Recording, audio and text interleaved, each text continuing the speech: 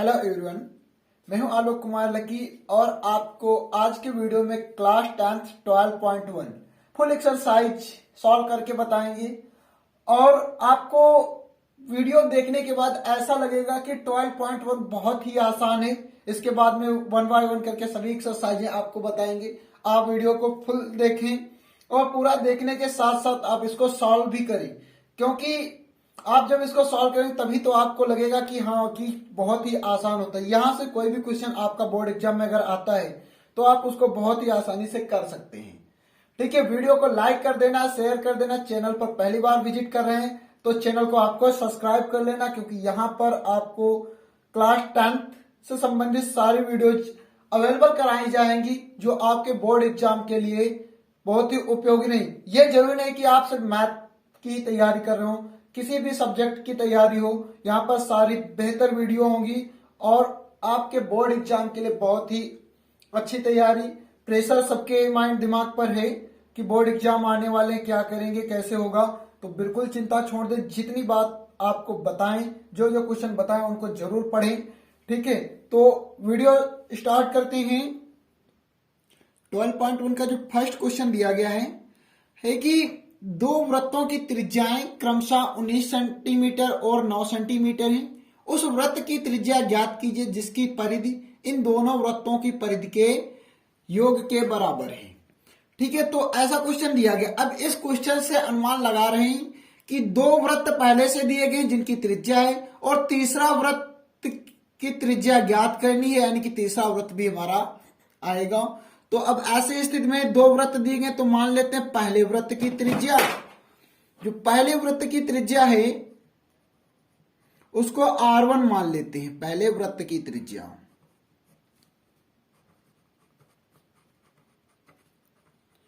इसको हमने R1 माना। R1 दिया गया है 19 सेंटीमीटर, इसको 19 सेंटीमीटर लिख लिया। अब जो दूसरा वृत्त है तो दूसरे वृत्त की त्रिज्या, दूसरे वृत्त की त्रिज्या इसको हमने R2 माना और ये R2 दिया गया 9 सेंटीमीटर। ठीक है, अब हमें तीसरे वृत्त की त्रिज्या ज्ञात करनी है। तीसरे वृत्त की तो हम मान लेते हैं तीसरे वृत्त की त्रिज्या, तीसरे वृत्त की त्रिज्या R3 मान लेते हैं, जो कि हमें ज्ञात करनी है। अब ये आएगा कैसे, तो क्वेश्चन में दिया गया है कि वृत्त की जो त्रिज्या है वो आएगी कहां से, कि जिसकी परिधि, यानी कि जिसकी परिधि इन दोनों वृत्तों की परिधि के योग के बराबर हो। अर्थात तीसरे वृत्त की परिधि, तीसरे वृत्त की परिधि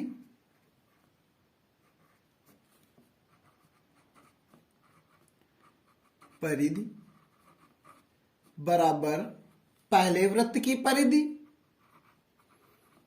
पहले वृत्त की परिधि आएगा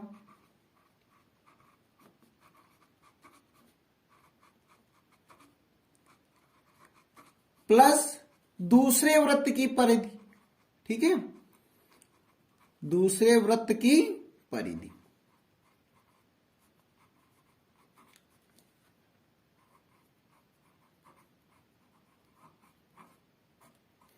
अब तीसरे वृत्त की परिधि, परिधि का सूत्र होता है 2πr।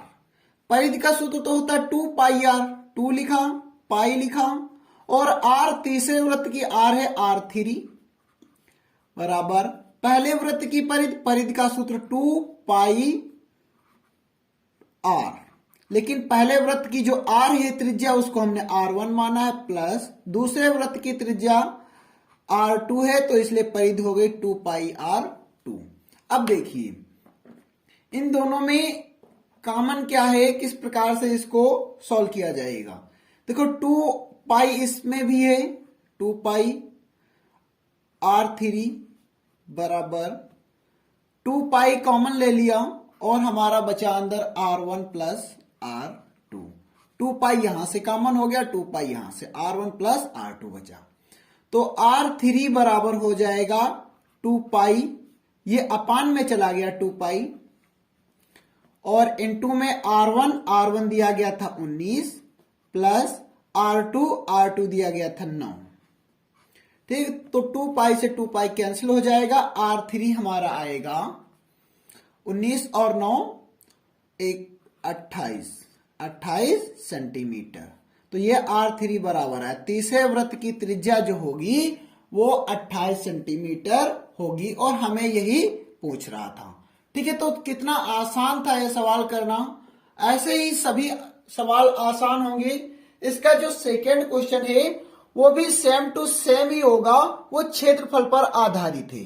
ठीक है, उसको भी देखते हैं कैसे करना है।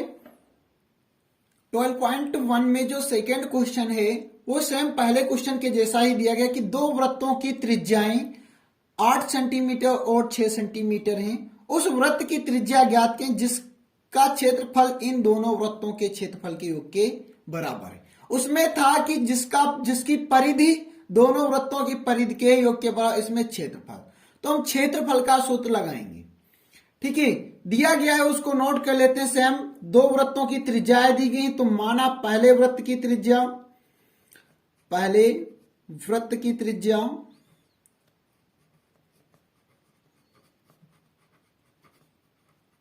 इसको हम R1 मान लेते हैं।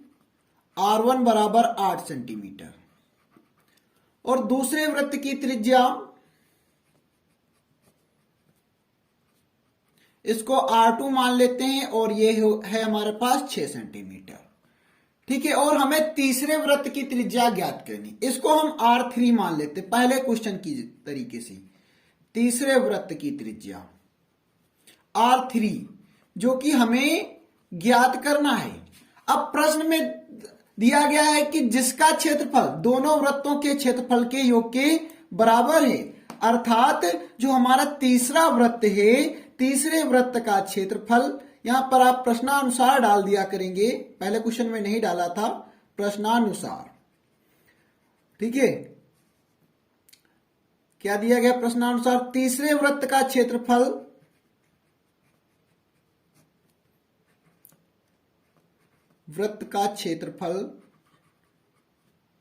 बराबर पहले वृत्त का क्षेत्रफल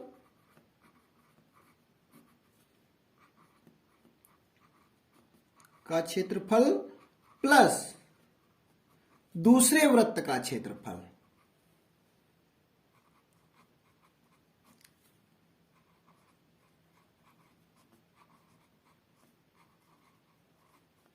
ठीक है, अब क्षेत्रफल का सूत्र क्या होता है? वृत्त के क्षेत्रफल का सूत्र होता है पाई आर स्क्वायर। ठीक है, पाई आर स्क्वायर। तो वृत्त का क्षेत्रफल तो पाई आर स्क्वायर हुआ, लेकिन तीसरे वृत्त के में हमने आर माना है R3 बराबर पाई आर स्क्वायर, और पहले वृत्त की जो R है उसको R1 माना है, प्लस दूसरे वृत्त का भी क्षेत्रफल यही पाई आर स्क्वायर, लेकिन R की जगह पे R2।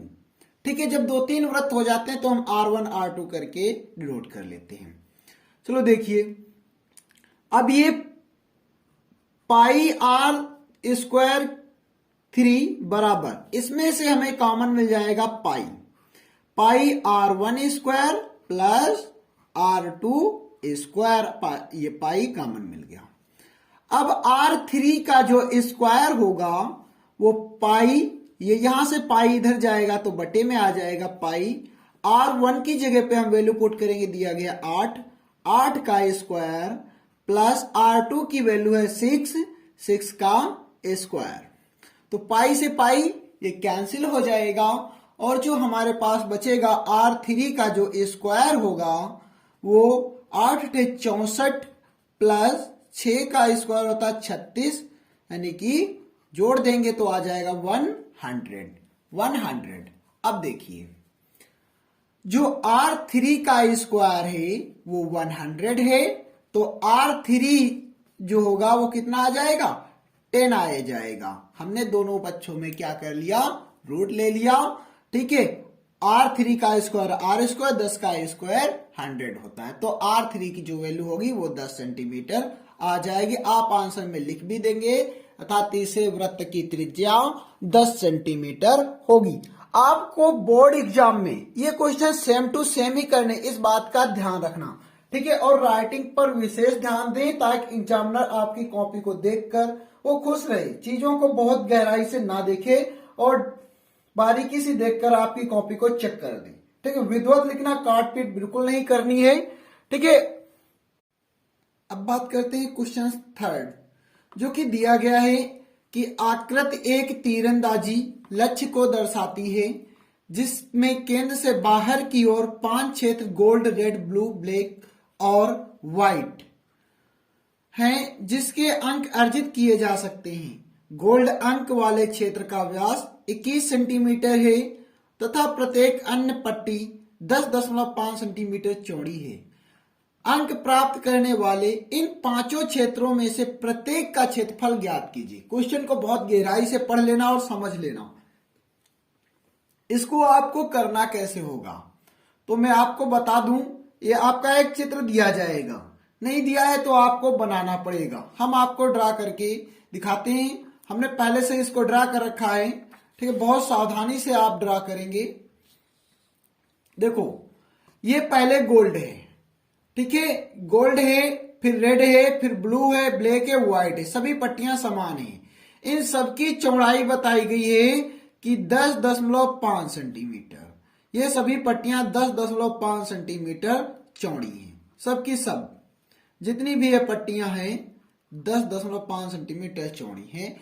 और गोल्ड वाले क्षेत्र का जो व्यास है, जो व्यास दिया गया है वो दिया गया है 21 सेंटीमीटर।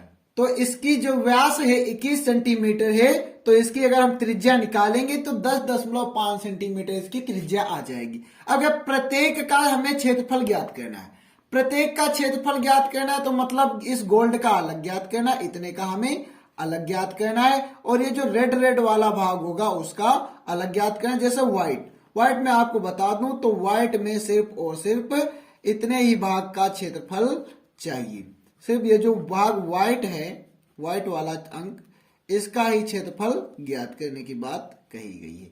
इस प्रकार से सभी में ये नियम सभी में लागू होता है। जैसे ब्लू है, ब्लू में सिर्फ इतने का ही हमें क्षेत्रफल ज्ञात करना है। ठीक है। और ब्लैक में इस ये जो ब्लैक होगा उसका, रेड में रेड वाले का और गोल्ड में ये गोल्ड वाले का, अंदर वाले का, इसका क्षेत्रफल ज्ञात करना है। तो इसके लिए प्रत्येक की त्रिज्या अगर हम लिखें तो लिख सकते हैं, सबकी त्रिज्या अलग अलग लिखेंगे। गोल्ड तो लिखेंगे गोल्ड क्षेत्र की त्रिज्या।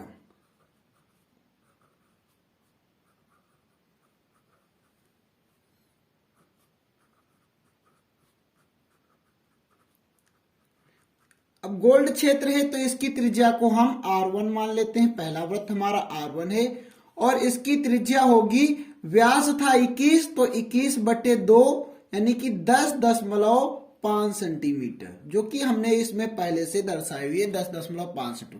त्रिज्या होती है व्यास बटे 2। इस प्रकार से रेड, तो रेड क्षेत्र की त्रिज्या हो जाएगी, रेड क्षेत्र की त्रिज्या इसको हम R2 मान लें। तो अब देखिए R2 जो होगा वो 10.5 तो ये रहा और 10.5 इसकी चौड़ाई, तो 10.5 प्लस 10.5 टोटल हो जाएगा 21 सेंटीमीटर। ठीक है। यहां पर हमने कैलकुलेट करके सीधे 21 सेंटीमीटर रखा हुआ, क्योंकि 10.5 इसकी और 10.5 ये, टोटल हो जाएगा 21। फिर उसके बाद में ब्लू,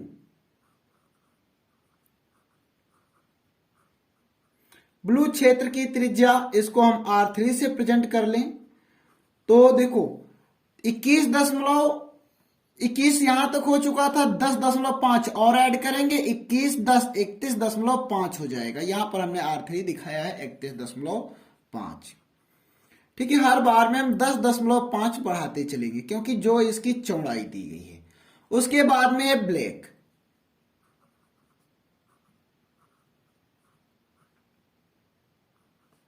तो ब्लैक क्षेत्र की जो त्रिज्या है इसको हम R4 से प्रेजेंट कर रहे हैं, जो कि दी गई है 31.5 हो चुका था, 10.5 और ऐड करेंगे हो जाएगा 42.5,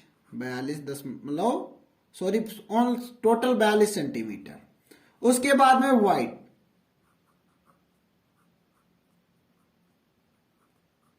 तो व्हाइट क्षेत्र की जो त्रिज्या होगी इसको हम R5 मान लेते हैं और ये हो जाएगी 42.5 में 10.5 ऐड करेंगे आएगा 52.5 सेंटीमीटर। ये हमारी प्रत्येक क्षेत्र की त्रिज्या हो गई। और जब प्रत्येक क्षेत्र की हमें त्रिज्या पता चल गई तो प्रत्येक क्षेत्र का हम क्षेत्रफल ज्ञात कर सकते हैं। देखिए किस प्रकार से। और आप लोग याद रखेंगे कि ये पेपर पर हमने अलग बनाया, आपको यहीं पर इसका चित्र आपको बनाना पड़ेगा, इसके जस्ट सामने। ठीक है, ये आपका स्टैंडर्ड होगा। अब हम 1 बाय 1 करके सभी का क्षेत्रफल निकालेंगे। तो गोल्ड क्षेत्र का जो क्षेत्रफल होगा, तो क्षेत्रफल का जो सूत्र होता है, गोल्ड हमारा वृत्त ही है तो वृत्त के ही क्षेत्रफल से आएगा क्या, गोल्ड क्षेत्र का क्षेत्रफल। पहला नंबर गोल्ड क्षेत्र का क्षेत्रफल। तो ये क्षेत्रफल का सूत्र होता है पाई आर स्क्वायर। लेकिन गोल्ड में जो हमने आर माना है वो R1 है तो R1 स्क्वायर हो जाएगा। ठीक है, उसके बाद में आप यहां पर वैल्यू पुट कर देंगे पाई इंटू आर की जो वैल्यू है कितने 10.5 तो इंटू में 10.5 स्क्वायर है तो इसको 2 बार कर लेंगे 10.5। इसका टोटल गुणा कराएंगे तो आएगा 10.5 और 10.5 की जो गुणा होगी 105 का स्क्वायर। 105 का स्क्वायर होता है 11,025। ये 105 का स्क्वायर रखा है, 2 अंक बाद दशमलव है तो 2 अंक बाद दशमलव लगा दिया। अब ये पाई को हमने पाई ही रहने दिया। आप इस प्रकार से पाई में इसका आंसर दे सकते हैं। आप चाहें तो इस पाई की जगह पर आप पाई की वैल्यू रख देंगे 22/7 या 3.14, जो भी आप चाहें, तो आपका इसका टोटल आंसर मिल जाएगा। यहां पर हमने ऐसे रख दिया और मात्रक आया इसका सेंटीमीटर स्क्वायर, क्योंकि त्रिज्या हमारी सेंटीमीटर में दी गई है।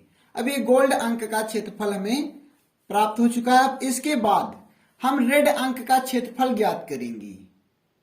गोल्ड के बाद में जब रेड का निकालेंगे तो देखिए, गोल्ड जब हम रेड निकालेंगे तो रेड की त्रिज्या हम R2 लेंगे, लेकिन गोल्ड के साथ में आएगा। हमें चाहिए होगा सिर्फ रेड वाले का, और जब रेड का निकाल लेंगे तो ये पूरा आ जाएगा, मतलब अंदर वाले को घटाना पड़ेगा बाहर वाले से।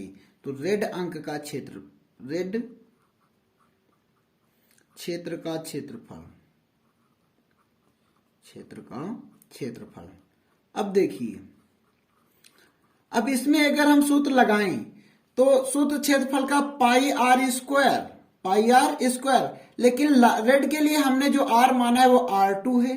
जब R2 रखेंगे तो ये हमारा पूरा आएगा, और पूरा आएगा मतलब अंदर वाले को माइनस कर दीजिए। अंदर वाला था पाई R1 स्क्वायर। ठीक है, इसको माइनस कर दिया जाएगा, वैल्यू पुट कर दीजिएगा, पाई कॉमन मिल जाएगा, पाई कॉमन हो गया।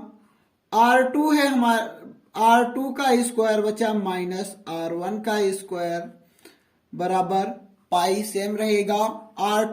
R2 हमारा है 21 तो 21 का स्क्वायर माइनस R1 है 10.5 का स्क्वायर। अब देखिए, पाई 21 का स्क्वायर होता है 441 माइनस 10.5 का स्क्वायर बताया 11,025। ठीक है, 10.5 का स्क्वायर होता है 11,025। आप स्क्वायर अलग कैलकुलेट करके निकाल सकते हैं इसको। ठीक है, अब इसमें से हमें इसको माइनस करना पड़ेगा।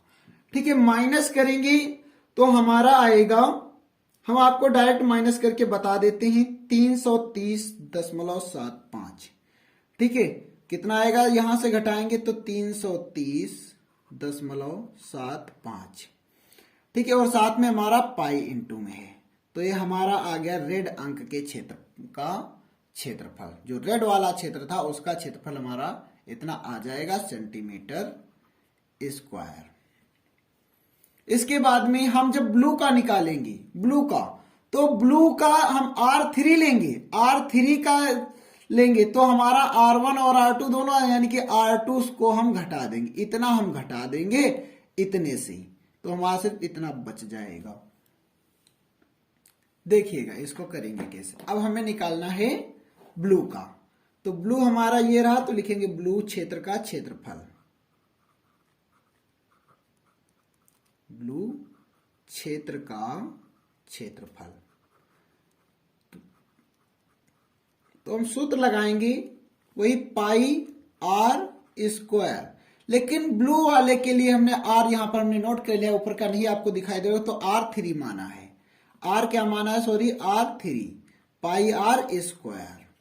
ठीक है, अब जब R3 लेंगे तो जस्ट इसके पहले वाला घटाया जाएगा, पाई R2 स्क्वायर घटाया जाएगा। ये बात यार, आगे वाले से पहले वाले R को लेकर के हम घटा देंगे। तो देखिए पाई यहां से कॉमन हो जाएगा, पाई कॉमन हो गया। ठीक है, पाई आप पहले कॉमन ले लें, पाई कॉमन ले लिया तो यहां बचा R3 का स्क्वायर माइनस R2 का स्क्वायर। अब वैल्यू पुट कर दें, पाई R3 है 31.5, तो 31.5 का स्क्वायर माइनस R2 हमारा था 21 का स्क्वायर बराबर पाई इंटू 31.5 का स्क्वायर होता है 992.25। ये हमने कैलकुलेट करके निकाला। आप 315 गुणे 315 करेंगे, 2 अंक बाद दशमलव लगा देंगे, माइनस 21 का स्क्वायर होता है 441। ठीक है, अब जब इसको हम घटाएंगे तो दशमलव में 25 तो रहेगा, दशमलव में 25 रहेगा, 2 से 1 जाएगा, 1 बचेगा, 9 से 4 जाएगा, 5 बचेगा, 9 से 4 जाएगा, 5 बचेगा, 551.25 इंटू में पाई। यह हमारा रेड क्षेत्र का क्षेत्रफल आ जाएगा सेंटीमीटर स्क्वायर में। आप पाई की वैल्यू चाहें तो इसमें पाई की वैल्यू भी आप पुट कर सकते हैं। ठीक है, उसके बाद में ब्लैक अंक वाले क्षेत्र का क्षेत्रफल, तो ये ब्लैक अंक का क्षेत्रफल हमें इसका निकालना, ये R4 का निकालना, तो R3 का हम माइनस करेंगे। कैसे लिखेंगे, बी ब्लैक क्षेत्र का क्षेत्रफल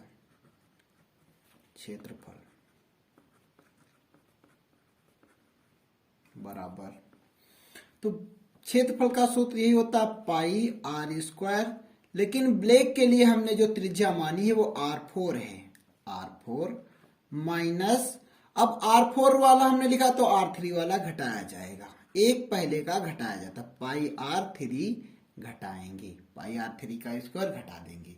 ठीक है, तो अब इसमें से भी हमारा पाई कॉमन मिल जाएगा, यहां पर लिख लेते हैं पाई कॉमन मिल गया, R4 का स्क्वायर माइनस R3 का स्क्वायर।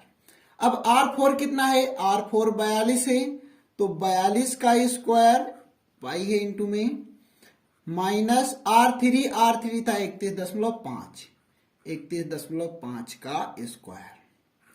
ठीक है, तो पाई की वैल्यू सेम रहेगी, और 42 का स्क्वायर होता है 2 दूनी 4, 4 दून 8, 2 16 के 6 हासिल 1, 4 चक 16 और 1 17, 1764। ठीक है, माइनस 31 का स्क्वायर हमने इससे पहले लिखा था 92,225, 92,225 होता है, 2 अंक बाद 10, 1 अंक है, 2 अंक बाद दशमलव लग जाएगा ऐसे। ठीक है, अब इसको घटाएंगे तो पाई घटाने से हमारा बचेगा, देखिए 77.175 और इंटू में पाई। ठीक है, यह हमारा इसका क्षेत्रफल आ जाएगा सेंटीमीटर स्क्वायर। ठीक है, सेम इसी प्रकार से अगला क्षेत्रफल निकालेंगे हम व्हाइट क्षेत्र का क्षेत्रफल।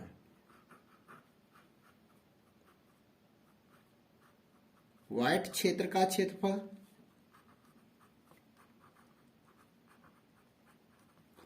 तो इसका कितना होगा, अब व्हाइट सूत्र वही पाई आर स्क्वायर, लेकिन व्हाइट के लिए हमने R5 माना है, R5 तो माइनस कर देंगे पाई R4, जस्ट उसके पहले वाला।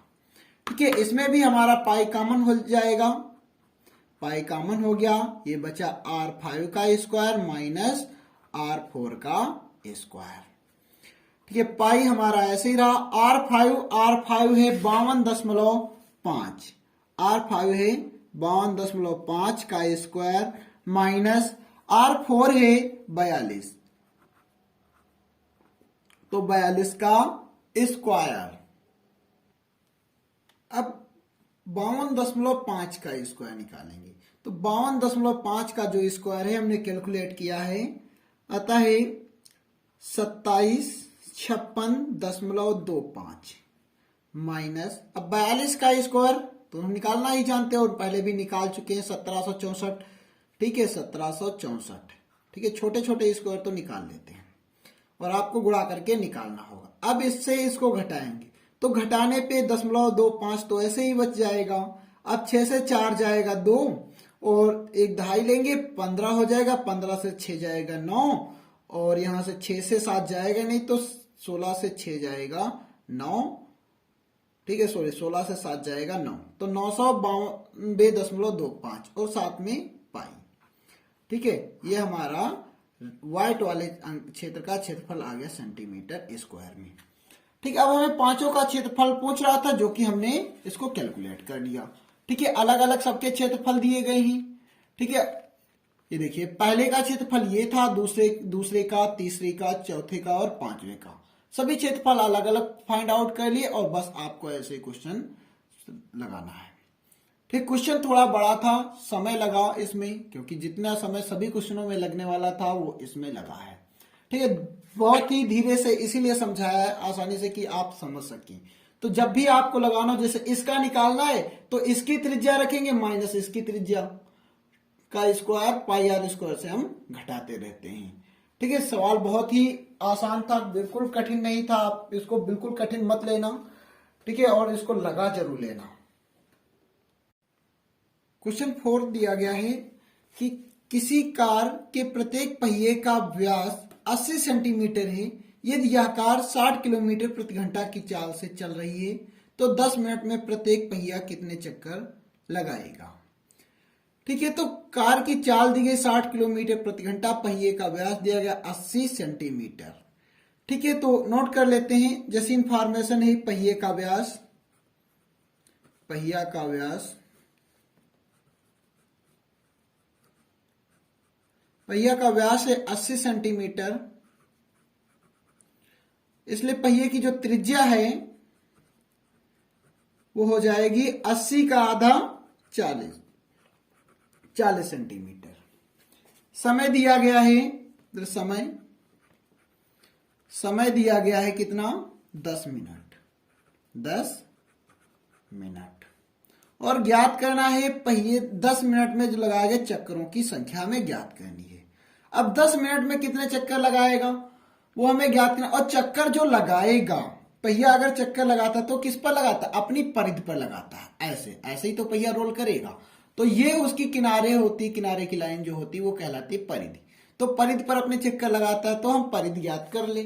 अब सीधे सीधे सूत्र में रखेंगे, इसके लिए आसान सा तरीका है कि हम ये ज्ञात कर लें कि जो चाल है, जो दूरी है वो कितनी है, 10 मिनट में कितनी दूर जाएगा। ठीक है, तो चाल हमारे पास दी गई, कार की चाल से हम दूरी निकाल सकते हैं। कार की चाल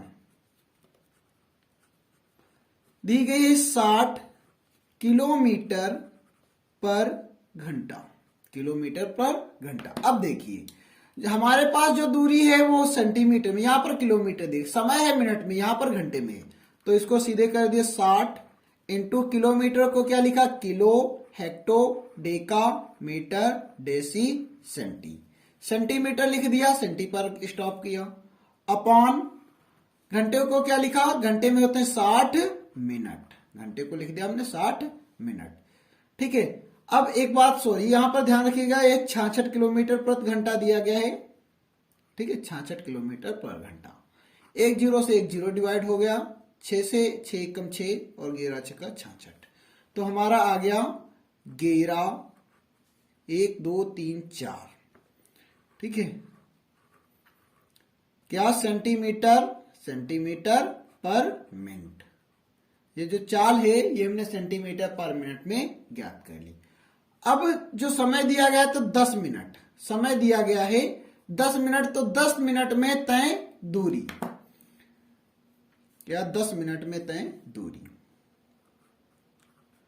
10 मिनट में तय दूरी,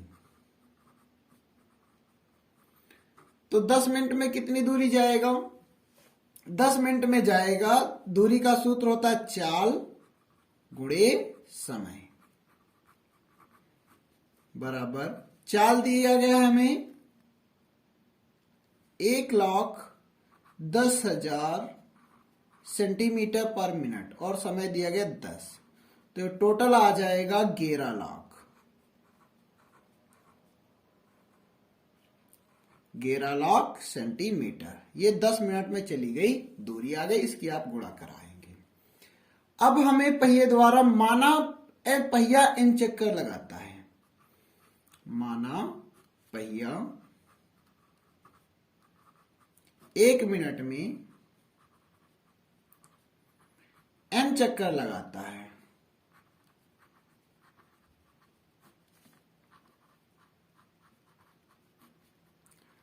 ये हमने मान लिया।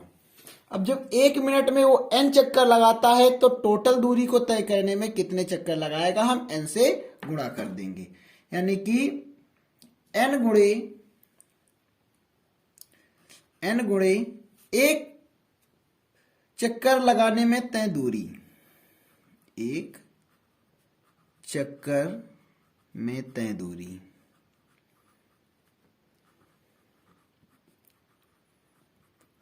बराबर कुल दूरी। देखिए n, 1 चक्कर में तय दूरी ये क्या होती है? परिधि होती है, पहिए की परिधि होगी, तो सूत्र लगा देंगे 2πr बराबर कुल दूरी कितनी है? कुल दूरी हमारे पास है 11,00,000 सेंटीमीटर। अब n को इधर ही छोड़ दीजिए, तो n बराबर 11,00,000 बटे 2πr नीचे आ गया, 2πr वैल्यू पुट करेंगे। अब 2 से कम 2 और ये आ गया 110 को डिवाइड किया 55, आगे 1 2 3 4 0 तो हमारा बचा 55, 5,50,000 बटे पाई की वैल्यू 22/7, 22/7 पाई की वैल्यू इंटू आर है 40। देखिए 1 0 से 1 0 डिवाइड हो जाएगा।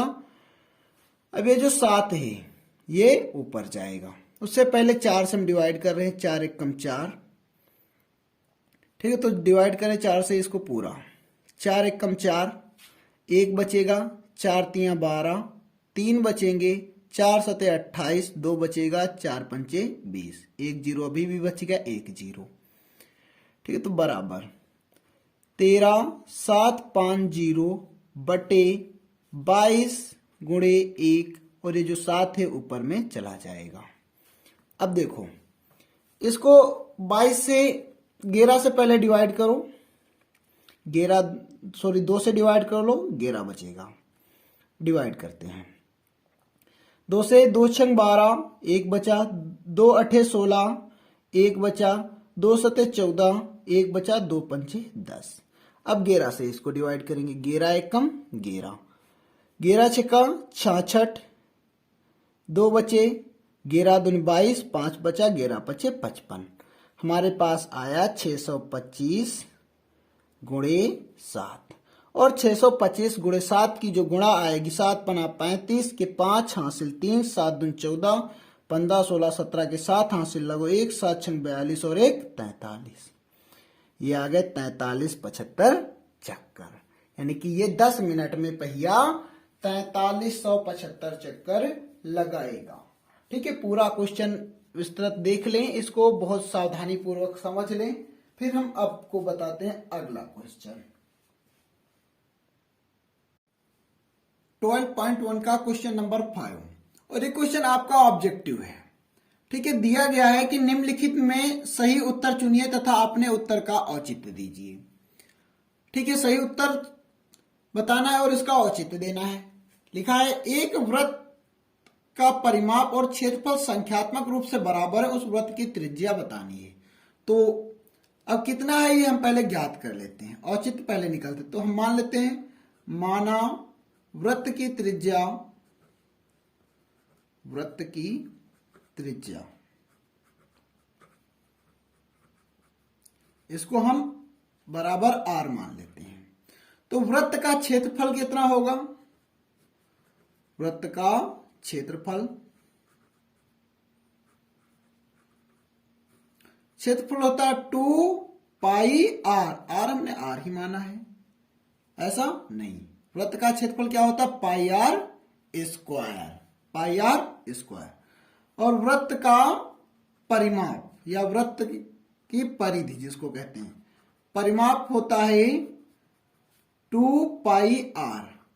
अब कह रहा था, प्रश्न में कह रहा था कि वृत्त का परिमाप और क्षेत्रफल संख्यात्मक रूप से बराबर है, यानी कि वृत्त का परिमाप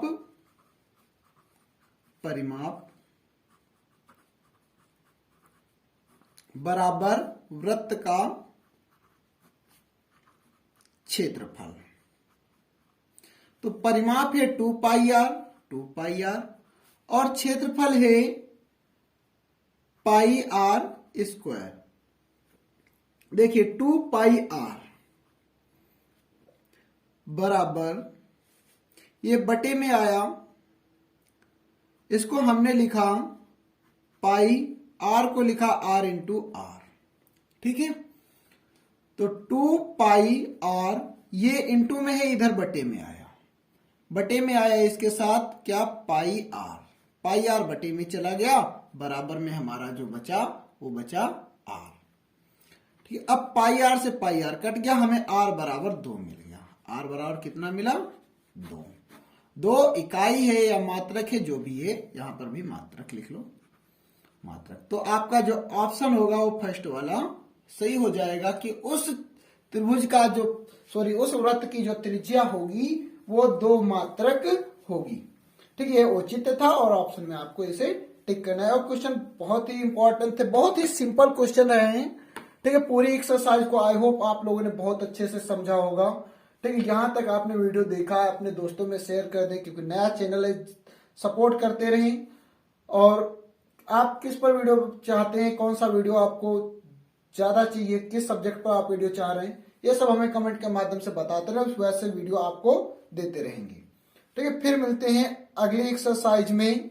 ठीक है, 12.2 के साथ अगले वीडियो में। तब तक के लिए थैंक यू। सीखते रहो और अपने दोस्तों को भी वीडियो बढ़ाते रहो। धन्यवाद।